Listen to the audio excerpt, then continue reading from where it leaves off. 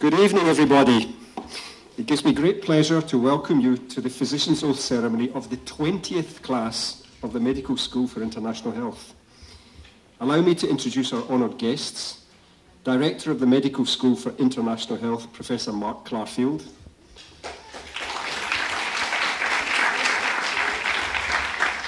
MSIH Associate Director, Professor Alan Jodkiewicz.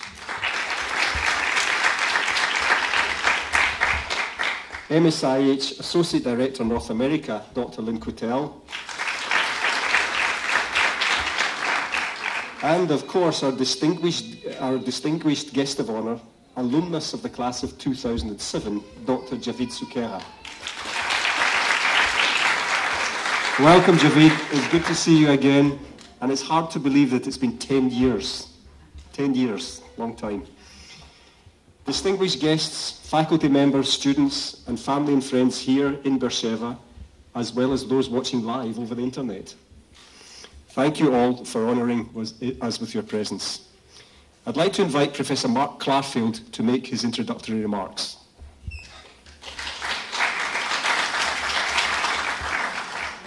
Thanks, Mike. Welcome, everybody. Good night. Good evening, Erev Tov. Bruchim Habayim. Welcome to all of you. The room is really quite full. This is our 20th year, as Mike just said, so your class is entering into a very special year of celebrations, of which this is actually the first event. We're going to have a whole bunch of them. I'll get to that just in a second. But after the graduation, this is my favorite ceremony. I really, really enjoy this. You're all fresh-faced. You're still in the pre-cynical years, pre-cynical and cynical years. You're still there, and that's just we're not cynical in this school at all. Actually, we're pretty idealistic. But you guys are young and fresh, and I know you think you have a long way to go before you graduate. But I promise you, it goes by in a flash. And I've said this to other classes. Suddenly, you're sitting there, and then suddenly you're graduating, and then suddenly you're an alumnus of 10 years, and then a few more years later, you look like this. So. You do. Anyway, we're going to have a whole bunch of activities this year. Of this, as I said, this is the first. We're going to also have a special event in New York for the alumni, that features the alumni, and that'll be at the Consortium of Universities of Global Health meeting in New York in March. And we have a whole bunch of alumni, apart from Javid Sukhera. Where's Will Goldstein? Will is up there. We've got Alyssa Friedman here. What other alumni? Who am I missing? That's it. So we've got 3 alumni. And this particular evening used to be not just, for you, used to be and still is in your honor. But what we did is about 5 or 6 years ago, we made a decision that the speaker, the honored speaker at this evening, would be an alumnus or an alumna. And so that tradition goes back now a few years. I think it's a lovely idea because it puts together a class, a group of medical students who are just starting on their way with someone who's one of our alumni who's in the middle of their career. So it's a really nice mix and fit, and some of you heard Javid, who gave a great lecture yesterday, and you'll all hear him tonight. So the other activities, apart from the CUGH meeting in March, will be the Global Health Roundup, where the 4th-year students come back to tell us how they did in their Global Health clerkships, and we've invited Ryan Carroll, I don't know if I told you, Javid, but we're bringing Ryan Carroll here, who's a very early alumnus, who's very active in Africa, Lebanon, all kinds of interesting places, and he'll be our guest speaker then. And then the next year's class, the white coat ceremony of next year, will be the big event, the biggest event of the 20 years, and we'll be bringing in people from the various sites, the various global health sites, and all kinds of important people from our school. So I won't take any more of your time because I want you to hear the people that you really came to hear tonight. So just another Mazal Tov, congratulations, félicitations, and it's your evening.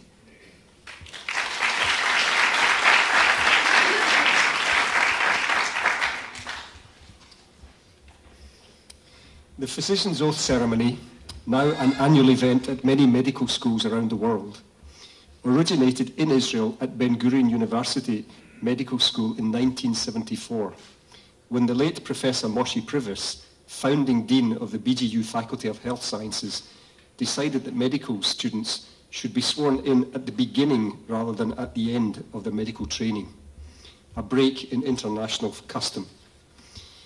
In the tradition established by Professor Privis, students of the first year class, will now take the physician's oath. I call upon Professor Shimon Glick to administer the oath. Students, please stand.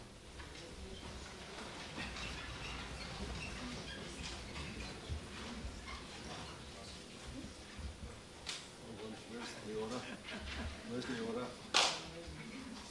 Better give me one of your copies. Yes. Where's Leora? Okay. Oh, sorry. I have to see yesterday. I don't know it by heart. I should by now. Actually. I'll practice for next year. New physicians, you stand today in the presence of your teachers of medicine and its precepts. You enter into a covenant with medicine to fulfill its commitments to the best of your ability with wisdom and integrity. That there may be established a generation of physicians motivated actively and dedicated faithfully to aid the suffering human being. This is the covenant in which I enter with you today. You are charged to stand at the side of the suffering individual day and night, at all times, and at all hours. You shall protect human life maximally from the mother's womb, and let its welfare ever be your chief concern. You shall help the ill, whether stranger, alien, or citizen, of whatever social status. You shall seek to fathom the soul of those who are sick, to restore their spirit through understanding and compassion.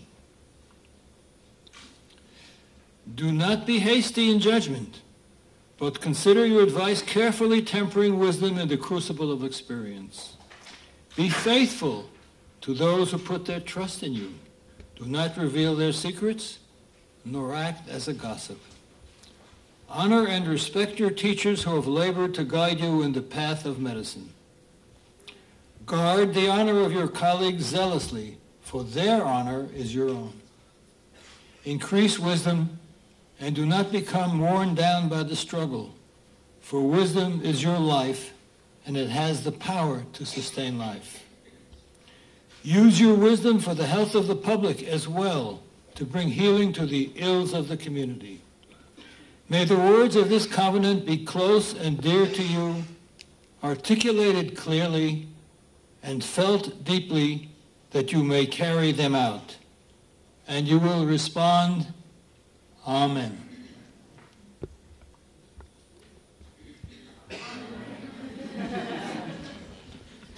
Thank you. You may be seated. Thank you. And thank you, Professor Glick. Javid, Will, do you remember when you did this? It gives me great pleasure to invite our second-year student, Jonathan Rom, to perform I Don't Want to Live on the Moon. Jonathan.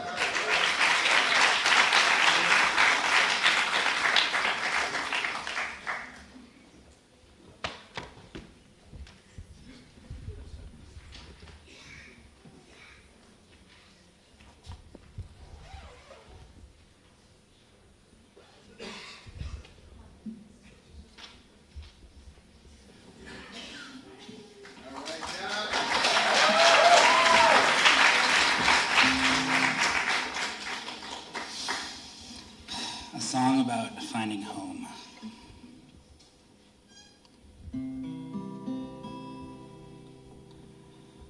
Well, I'd like to visit the moon on a rocket ship high in the air.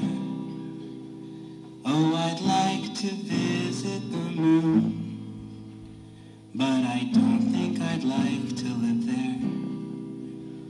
Though I'd like to look down at the earth from above, I would miss all the places and people I love. So although I might like it for one afternoon, I don't want to live on the moon. I'd like to travel under the sea. I would see all the fish everywhere. like to travel under the sea, but I don't think I'd like to live there. Oh, I'd visit for one day if I had my wish, but there's not much to do when your friends are all fish, and an oyster and clam aren't real family, so I don't want to live in the sea. I want to visit the jungle, hear the lions roar, go back in time and meet a dinosaur.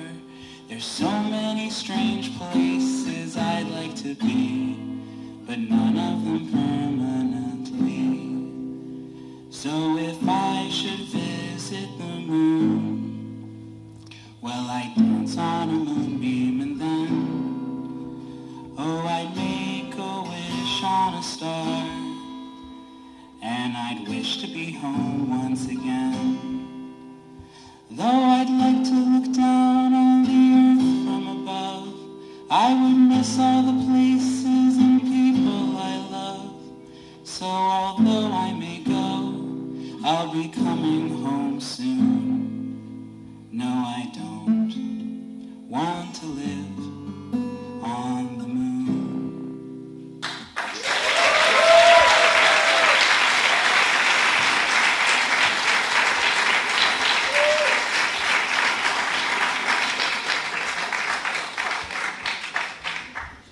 Thank you, astronaut Rom.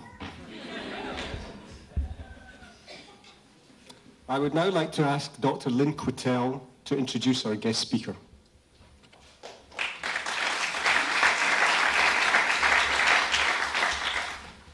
So congratulations to all the graduates, and I really want to say congratulations to all of your family members here, and I don't know where the internet is, over there, okay. And congratulations on behalf of everybody in the New York office, Jeanette, Beth, Kelly, Victoria, and Dr. Deckelbaum. And as Dr. Clarfield, Professor Clarfield said, I love graduation, but I also really love this day because I sort of feel responsible for all of you being here, and it's really fun for me, and I love watching you grow and sort of develop. It's really, on the flip side of that, to see our alumni, to see Dr. Sequeira, to see all of our alumni, and to see how they grow and thrive, it's really an amazing experience for us, and it's really fun. I feel like, Javid, I was once your teacher, but now you're my teacher, and that's really what academics should be. So it's really a great pleasure for me to introduce our speaker tonight, Dr. Sequeira. He graduated from MSIH in 2007, and he completed his residency in psychiatry as well as a fellowship in child and adolescent psychiatry at the University of Rochester. And then we found out yesterday you're getting a PhD in health professions education, so we're really, really impressed with that. He has a lot of other honors. He has been part of the AAMC Board of Directors, and he does really fascinating research on mental illness, the stigma of mental illness, and also bias in health education. He's presently an assistant professor of psychiatry and pediatrics, so I'm especially partial because of that pediatrics part, at the Western University in London, Ontario. And what I'm really most proud of is that I really feel, Javid, that you really embody the values of the Medical School for International Health. You have an interest in global health. You are an advocate, especially for children, and you embody the values of tolerance. And also, I think that everybody here can say that you show a willingness to take academic risks. And it's really by taking academic risks that we learn and that we value our patients, and we can do the best service to our patients and to society as a whole. So with that, I really want to thank you for coming, and it's just a pleasure to see you again.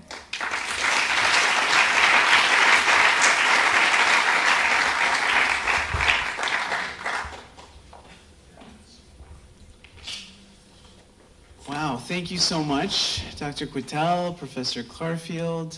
Thank you to all the distinguished guests here tonight.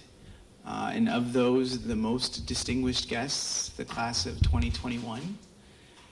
You might not know this yet, and I shared this with other students of MSIH, but you're part of a very, very distinguished group of individuals.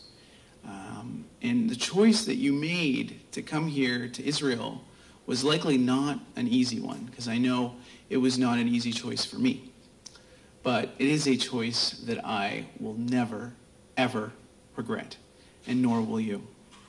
Indeed, for me, the choice to come to Israel, not having spoken a word of Hebrew, not knowing a single Israeli in my lifetime, nor knowing the basic difference between shawarma and falafel. It's a choice that was a risk, but again, it's a choice that I'm eternally thankful for making. Standing up today here as an alumni of this medical school, of this university, feels like a dream. I still feel like someone should pinch me. Maybe my son can pinch me later to make sure I'm awake. It's been 14 years for me since I sat in those exact seats that you are sitting in right now. And in those 14 years, I've had my medical education here in Beersheba. I've had my residency, my subspecialty training, and the first few years of practice as a full-time clinical academic. More importantly, and I'm really sad that my wife and daughter Anaya couldn't be here. I'm going to say hello to them because they're watching on webcam. Anaya wasn't feeling well, so they're watching from the hotel here. So 11 years I've been married, and 9 years ago I became a father for the first time to Anaya, and 2 years after that to Niall. When I told them, my children, that I was going to be a special guest at this year's ceremony, what they were most concerned about was that they would get reserved seats. So hopefully you'll enjoy your front row seat now. Now I can still vividly remember the very, very first day that I arrived in Beersheba. I was dropped off by a taxi in a parking lot in Shchuna Dalet. I was next to a dumpster inhabited by a loud family of cats. And I stood by that dumpster with 3 giant suitcases filled to the brim as the taxi driver drove away, leaving me in a trail of dust and a dull headache after transatlantic travel. It wasn't very long from that moment that I became acquainted with the term Sof Ha'olam, the end of the world. Now, in those days, that was a phrase that sometimes was used to describe Beersheba, but it is a term that simply no longer applies.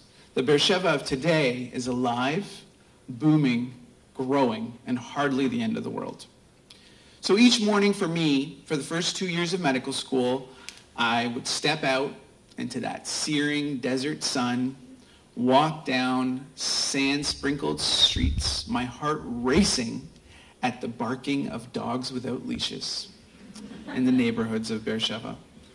Now, with the summer heat radiating from these same streets and cranes crisscrossing the skyline of Beersheba, I would trace a path through the shade of date palms, arriving for my morning class drenched in sweat.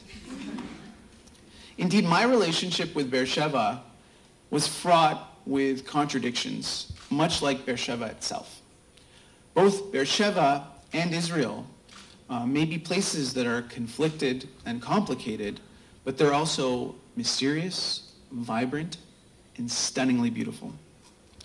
14 years ago, on September 17th, 2003, was my physician's oath ceremony. But by October of that year, the honeymoon was over. Waves of homesickness came back and forth, like the ebb and flow of the tide. And through the fall and winter months, it became much more challenging for me to keep my head above water. One of the lowest points for me was actually December of my second year. And I kept an online journal at the time, which I went back to mine data for today's speech. I wrote in December of my second year, quote, "Living here is like being in a physical and emotional desert. I feel constantly insecure. I feel smothered by my own feelings of near constant inadequacy. I feel like I need to push harder, be better, know more. But memorizing a book will not make me a good doctor, and it will not make me a good person. There must be something I can do that will make me both. It's a battle I fight every day. Many others face it too. Even though some days my legs are tired, when faced with the choice of stopping or taking the next step, I always move forward, even if it's too dark to see where I'm going. Now, it wasn't until third year for me where I really began to thrive. That year was where I felt medicine, clinical medicine, came alive, and that's because I got to spend time with patients. There's a patient in particular in my third year that left an indelible memory for me. I was in my OB-GYN rotation, and she stood at least 5'10". Even with her headscarf, she was statuesque with features like a runway model. Despite the looseness of her garment, I could see very clearly that she was wasting away underneath. I learned that she had 4 small children, and the doctor suspected an ovarian carcinoma. As I heard her story, I kept prompting myself to detach, but I couldn't let it go. I was preoccupied with the gravity of this young woman's prognosis. I thought to myself, how would her children react to this mother's inevitable death? I imagined her children asking, what was she like, our mother? A mother that died when they were truly too young to know her. I imagined the family telling them that she was tall and beautiful, just like the woman I saw. So a few days after we'd first met in clinic, I had scrubbed in to join in exploratory surgery, where we discovered that actually she did not have ovarian cancer, but a far more advanced cancer of the mesothelium. We walked out of the room. I still remember the feeling of our shoe covers sliding on the linoleum floors of the old OB ward. We told her husband that she was doing well after the operation, but that her prognosis was poor.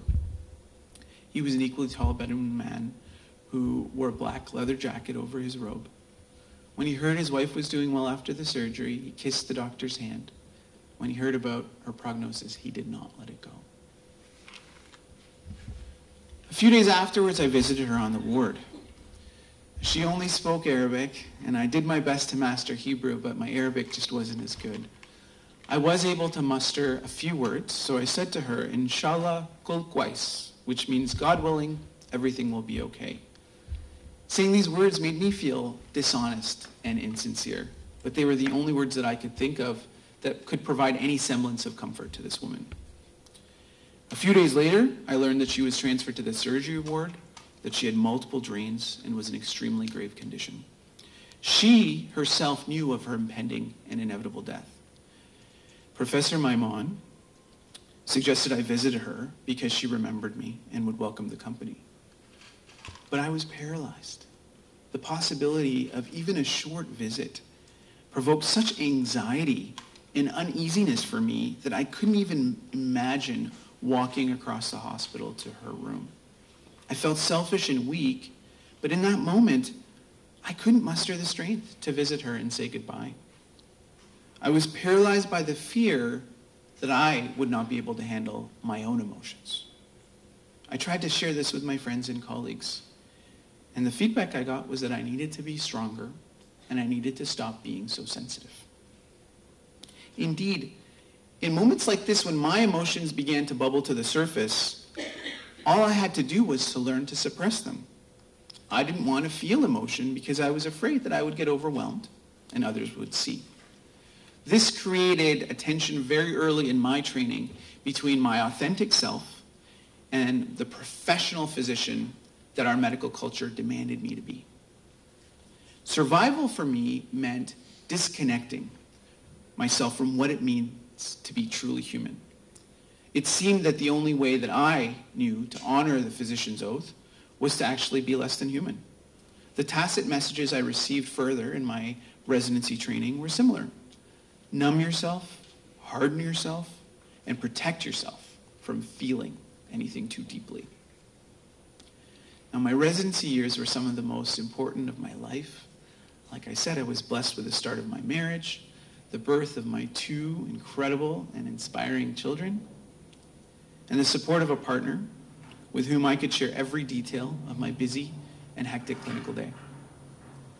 Despite her support, I coped with the stress of my residency training by compartmentalizing my identity.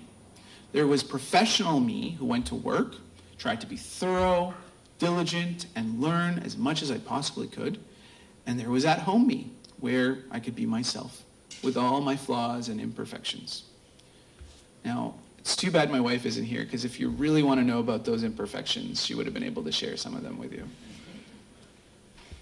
Within my personal life, I began establishing a deeper presence, but at work, I simply started going through the motions. I embraced disconnection because it seemed like the only way to remain connected to something that mattered in my life. Now, my journey has had many twists and turns, but inevitably, it found me back to Canada, the country that I'm originally from, working in a children's hospital in London, Ontario, a city not too different from Beersheba. The first few years of being a faculty member were full of many lessons and many observations. What I never expected is that the stresses of independent practice were in many ways much, much more challenging than anything I had experienced in my residency years.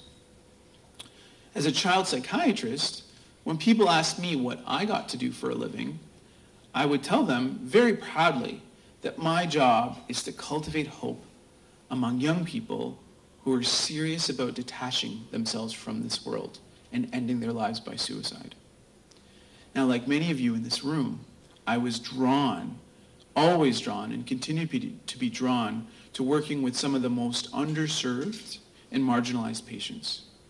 And indeed, my patients are among the groups that face some of the most prejudice and discrimination within the healthcare system. Being a full-time faculty member was eye-opening because the system that I idealized, this life that I idealized, was truly not the case.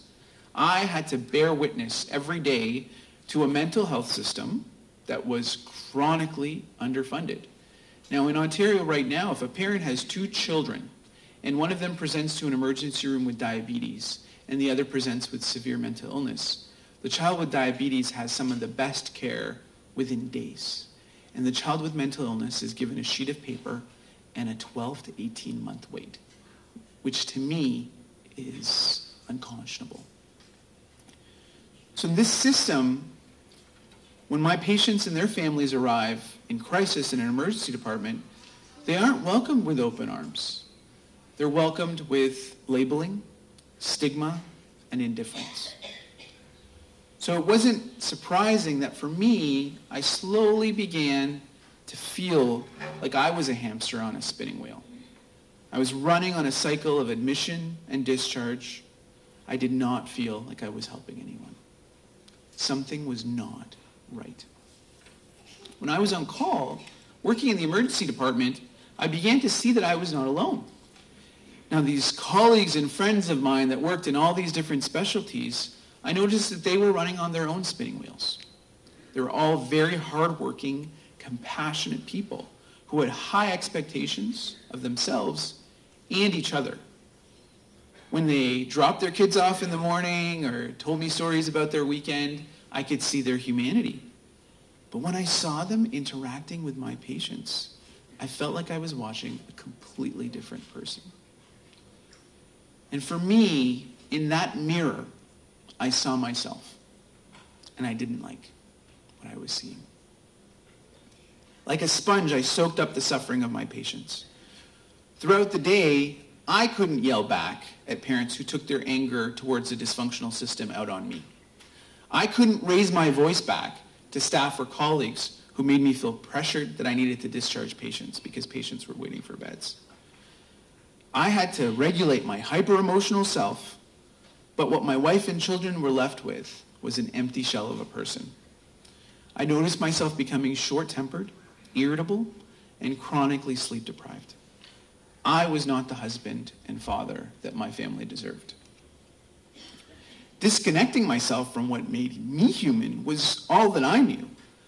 But shockingly, I no longer felt human. And I knew that this was a problem. So I did what I learned to do here. I sought counseling from supportive colleagues, friends, family, and trusted mentors. And I knew that I had to change. I knew something had to be done. What I did then was I scaled back my clinical responsibilities. And I took this curiosity that I had in turned it into nascent research interests. I was really interested in this observation of others to begin to forge a deeper understanding of what are the unconscious dimensions of stigma. I became fascinated with how people, despite their best efforts consciously, can actually have attitudes towards patients that inevitably impact their care in a negative way. When I started to do research, it provided me with a break from the gauntlet of my day-to-day clinical demands. It also gave me a different relationship with my patients. When I spoke to individuals who were served by the hospital as a researcher, I quickly learned that no matter how well-intentioned we are as physicians, our patients and their families, they don't always hear what we intend to say. These patients and families who I interviewed shared with me that actually the more that they get to see our humanity, the stronger their connection and the better the quality of their health care. When I began to work with physician colleagues and provide feedback about their biases, it was very, very difficult for them to hear. So they shared with me that getting feedback about having bias was like a punch to the gut.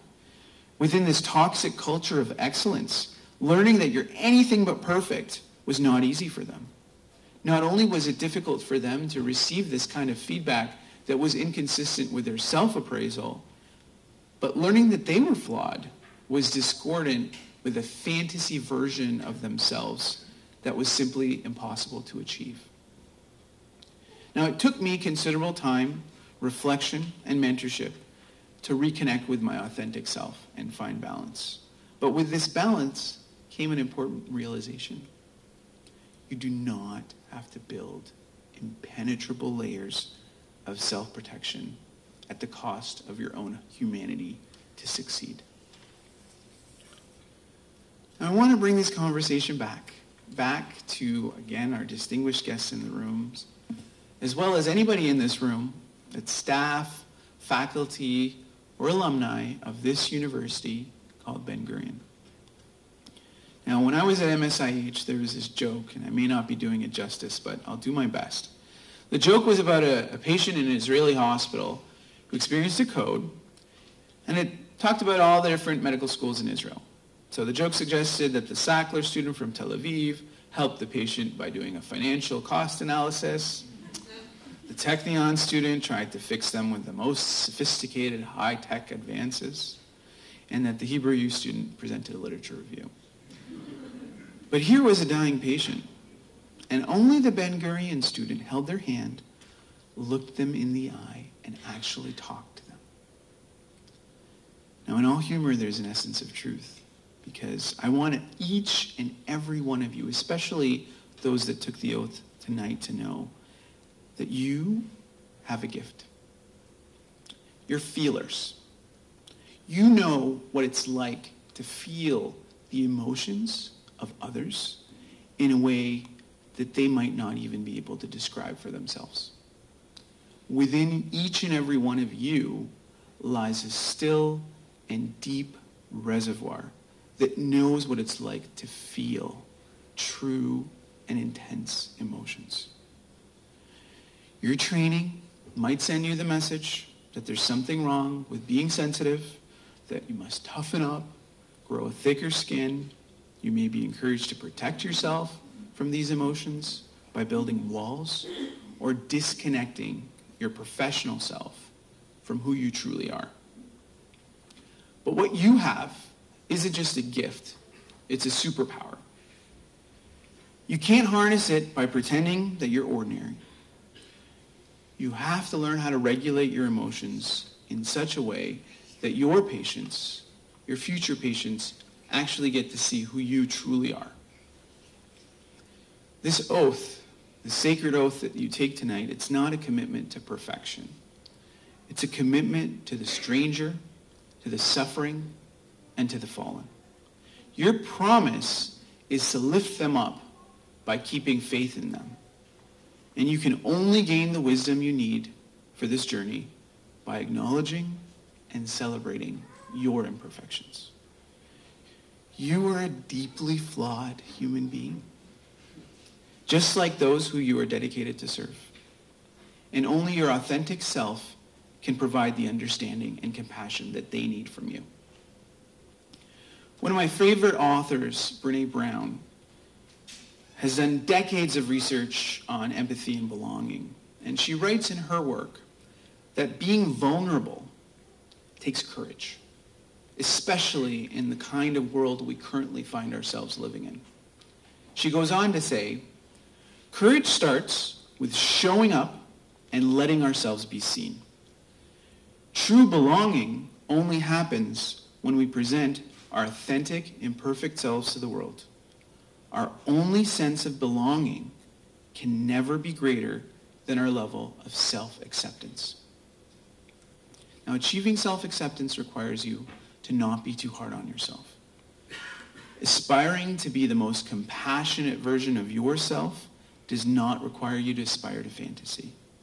You're here today, sitting where you're sitting right now, because you already have a superpower. Being who you are is what got you here, and it's worth celebrating. For me, my time in Beersheba and how it contributed to my personal and professional development is just not something I can capture in a speech. I cannot express in words the deep gratitude I feel for Ben Gurion, for Beersheba, and for me, the privilege of my life to adopt the professional identity of physician here in this place where I was first bestowed the title of doctor. Some say that the purpose of education is to turn mirrors into windows.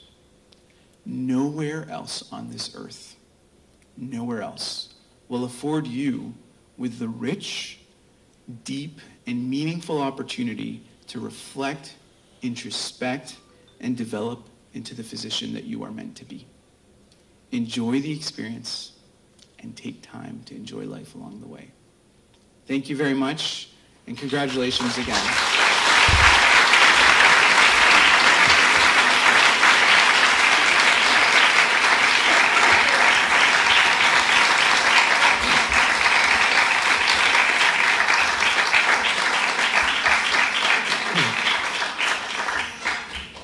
That is why I'm proud to be associated with this school. If you permit me to go off script for a moment, I've been to many of these physician's oath ceremonies, but the looks on your faces as Javid was speaking just now, particularly when he was reading part of his blog, you were absolutely transfixed. It was really remarkable. Thank you very much.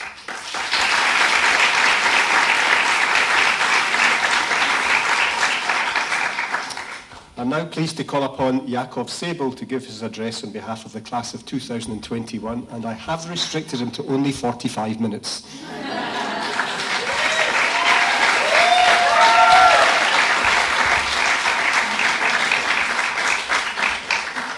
Feeling a little emotional. And a little flawed. Deeply flawed. That's exactly. Speak to my wife, where is she? Yeah. Professor Clarfield, Professor Jodkowitz, Professor Glick, Dr. Quittel, Dr. Zakera, administration, faculty, guests, and fellow students. Welcome to our white shirt ceremony. When MSAH opened, I was a senior in college. That was back in the 20th century. But no, really, 19 years is not that long to wait to go to medical school. I mean, can you imagine how long my mother's been waiting? Seriously, I mean, when she was pregnant, people would ask her, do you know what you're having? And she would say, yeah, a doctor. Anyway, for those of you who are wondering, I'm 40 years old, married, 6 kids, Kananahara, and then people usually ask me, so how do you manage? And if you'd ask my wife, who's here tonight, she might tell you, we don't. If you ask me, I'll tell you I have a supremely dedicated, wonderful wife. So thank you for letting me do this.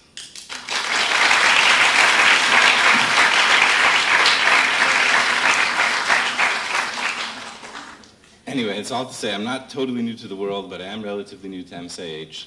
And so I'll restrict myself to first impressions. And first impressions began for me with Professor Clarfield. I interviewed with Professor Clarfield, and You asked me to come into your office, sit down, which I did, and then I was expecting you to go around your desk and sit in your chair, and you didn't. You came and you sat down right next to me, and we had a lovely conversation face to face. And needless to say, that made a very positive first impression on me. And then I quickly realized that that's the place that MSIH is, as you've heard.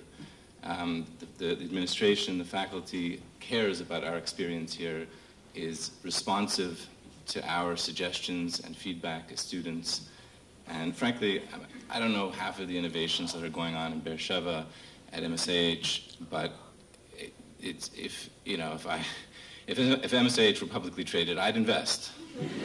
I mean, assuming I weren't already flat broke from paying tuition. But really, thank you to the administration, faculty. Of course, once we started first year, well, yes.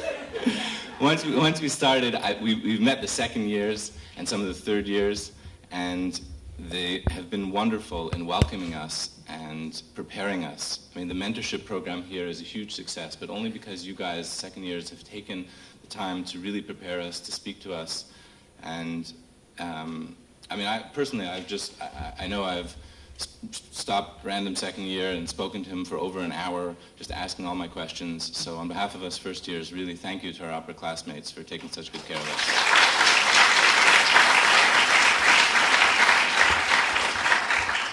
But far and away, the best part of my experience here so far has been you guys, my fellow classmates. I mean, admittedly, I was a little bit nervous.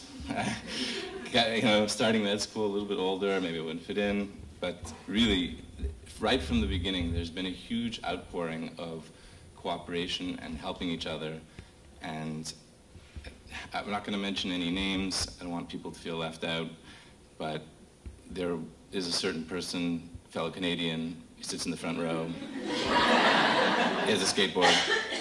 And he's been posting stuff on Google Drive from day one, before I even knew what that was. Resources. For those of you who don't know, we have an angel in our class, and his nickname is well-deserved. There's a person that sits next to me in lab, and he's been helping me turn the computer on and off every lab.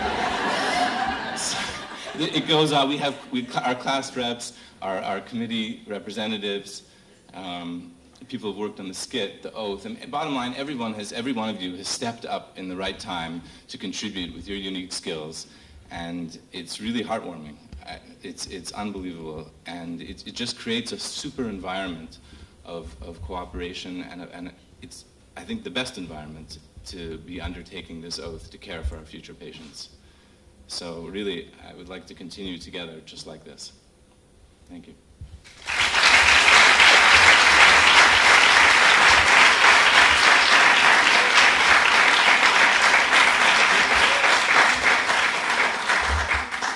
Do we have Samantha Krieger somewhere? Hi. Right, Samantha, you're going to be reading the class honor code.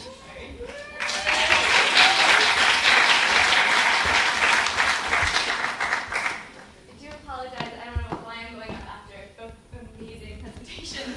And I also am a millennial, so I'm reading it out of my computer. That's okay with everyone. So without further ado, we, the class of 2021, recognize the monumental responsibility endowed upon us as future physicians and feel humbled by the opportunity to join the ranks in this esteemed profession. As we embark on our journey through the obscure waters of our medical education, together we pledge to honor this oath. First and foremost, we pledge to look beyond the high white blood cell count, the positive staphylococcal lab cultures, the G6PD deficient genetic testing results, and the cancerous epithelial cells, to examine the scared, sick human beings in front of us. We'll treat their illnesses alongside them, incorporating their beliefs, values, cultures, and expertise into their healthcare. Most importantly, we will approach our patients with humility and respect, honoring their wishes, even when they may contradict our own. We will acknowledge the diligent work of our predecessors, listening and learning from them, whilst endeavoring to fervently advance our roles and abilities as physicians. We pledge to never quench our thirst for knowledge. We will work tirelessly to develop, support, and ensure more validated, newer scientific breakthroughs.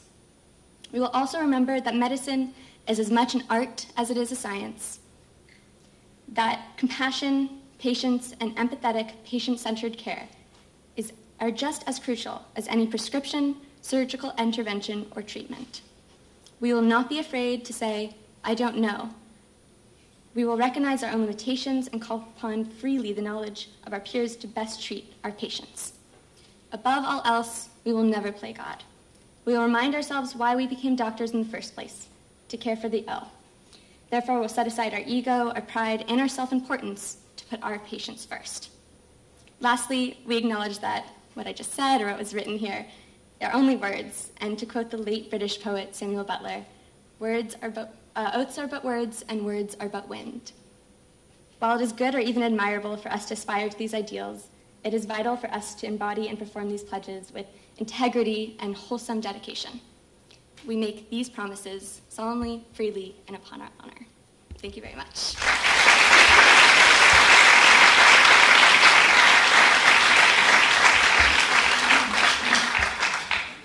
Thank you, everybody. Just before we conclude, I'd like to take the opportunity to thank the administration and staff at MSIH, and especially to Anat. Where is she? Who's always the organizer.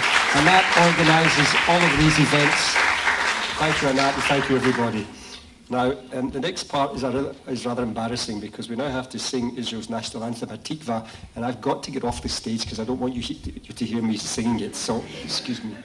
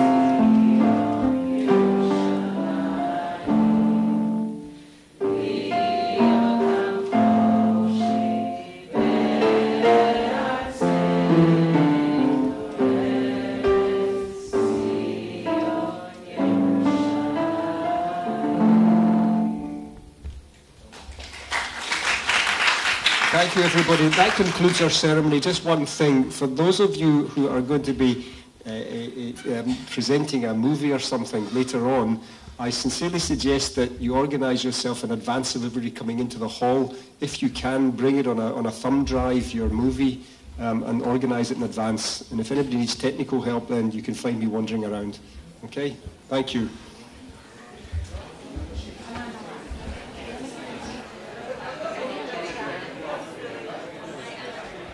Your dad?